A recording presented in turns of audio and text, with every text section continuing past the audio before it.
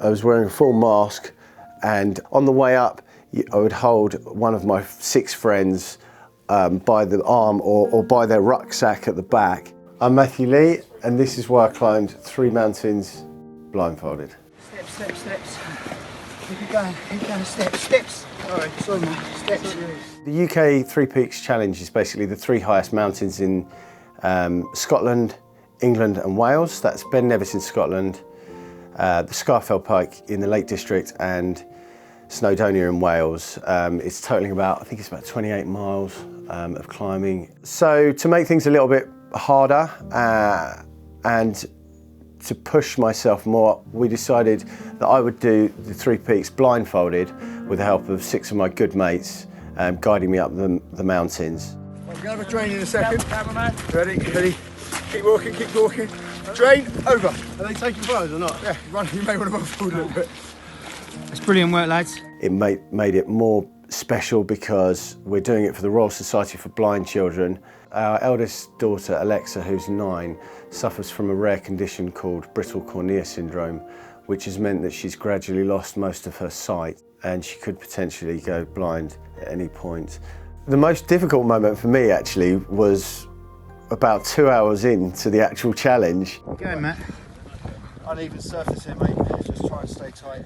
We'd had to wait to start Ben Nevis for a 6 extra hours because the weather was so bad up there.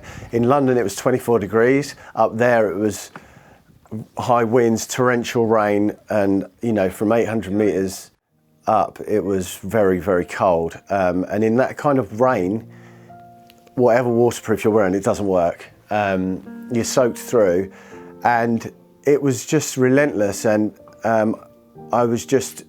mentally I was just thinking, well, if this is the first mountain and I'm already broken and tired and soaking and hurt my feet and my shin so much, how am I going to get through the next 24 hours? So that for me was probably the most tough bit, but after that it was just about getting through it. 3 peaks, 24 hours, blindfolded, done.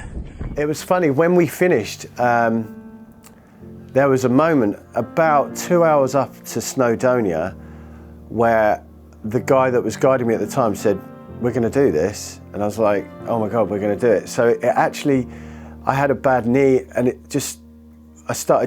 we started just going faster and faster. It was just this amazing emotion, and then we got to the top, and one of my friends, Matt, was saying, "Excuse me, can we get through? This guy's doing it blindfolded for his daughter and for the Royal Society for Blind Children." So it was very busy up there, and everyone moved out of the way, and it was very hard to keep my emotions, especially with 6 of my mates. I don't want to start bawling in front of them, but it's a fact that 90% of children with visual impairment don't work for more than 6 months of their total adult life because there isn't enough awareness out there, there's not enough tools that employees could use.